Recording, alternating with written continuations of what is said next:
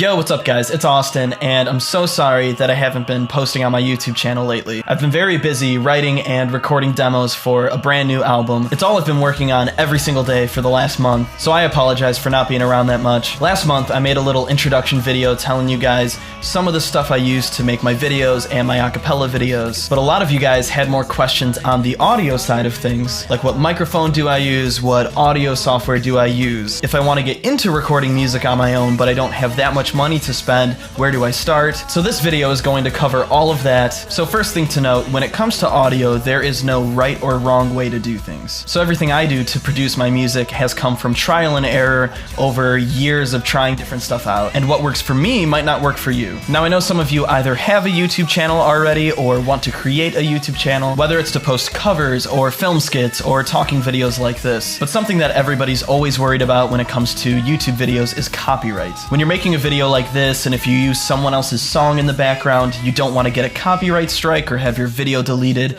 just because you're using another person's song. So some people are hesitant. They don't know what they can use audio-wise that's not gonna like hurt their YouTube channel in a way. And a lot of you guys have actually asked me if I know where you can get music that you can place in the background of your videos without getting copyright strikes. Well, there's actually an entire database for stuff just like this. If you watched my last video, I talked about video stock footage using a company called VideoBlocks. If you missed it and you want to check it out, it's on my channel, you can watch it there. But there's actually an audio section called AudioBlocks, which has a massive selection of sound effects and loops and music that you can use without getting any copyright strikes. So if you're looking for music or sound effects to place in your videos and you have no idea where to go, this is the best route. Right now, if you actually go to their website, you can get 7 days for free and start downloading a bunch of stuff immediately. As I mentioned before, if you use this service, you cannot get copyright strikes.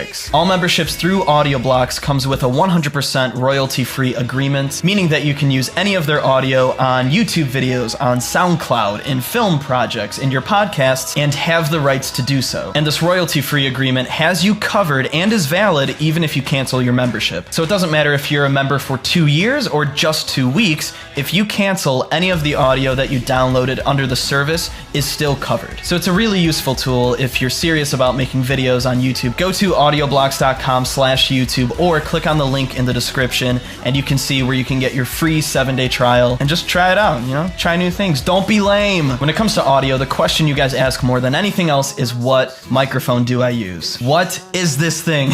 This right here is the microphone that I've been using for years. Everything you've heard from my acoustic covers to my acapella covers has been recorded only using this microphone. Now, before we get into microphones, it's important to address that different mics have different uses and different purposes. This mic is an Audio-Technica AT4033. Even though this mic is supposed to be a vocal mic, it still works great on an acoustic guitar. This microphone typically costs $400. But if you're looking for a microphone to start out with that isn't too expensive, let me tell you about the first 2 microphones that I ever used. The first microphone that I ever used was called a Blue Snowball microphone. That's what it looks like. It looks like an alien.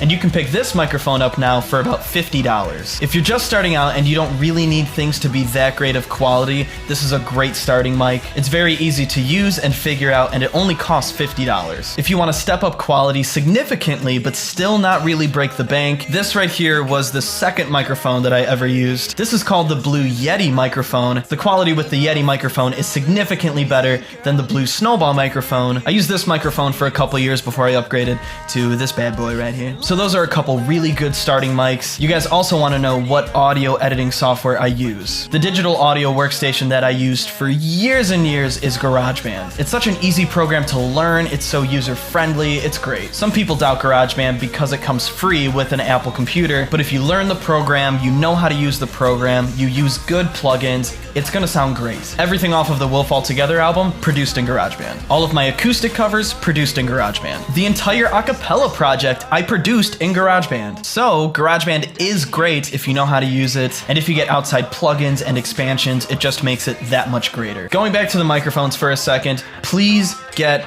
a pop filter. What a pop filter is used for is to block out some plosives and consonants that come off harsh. It basically just stops the air from being pushed into the microphone and creating sounds that you don't want. For example, when you pronounce harsh P's or B's, a lot of air will get pushed into the microphone and you'll suddenly get this booming bass sound. This will completely block that out. So if I were to get closer to the microphone and I let out a big plosive, it comes out really harsh and it's like a booming bass sound, and that's not needed for a vocal. This is not a bass guitar. But when you use a pop filter, usually you would attach this, but I'm literally just gonna hold it. Plosive.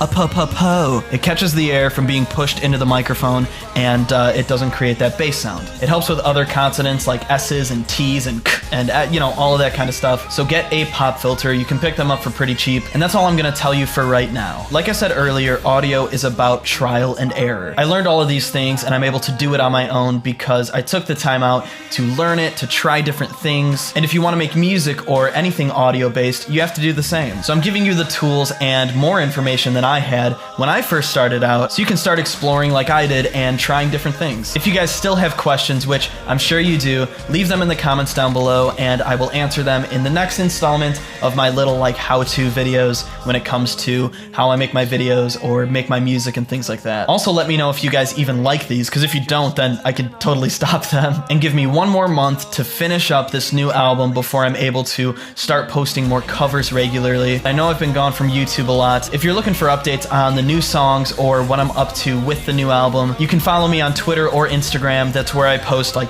all of my updates. If you have my Twitter or Instagram notifications on, I sometimes post little clips from songs, but I delete them within like 5 to 10 minutes. So if you don't have my notifications on, you're completely gonna miss the little mini special updates. But if you do have them on, you're gonna hear them and you'll like them. Or at least I hope that you like them, because I like them. But that's it for this video. Like I said, leave a comment, let me know if you have any questions. I'm gonna get right back to working on the album. I was up till 5 in the morning last night, and it's probably gonna be the same tonight. I love you guys so much. The best is yet to come, and I will see you all very, very soon.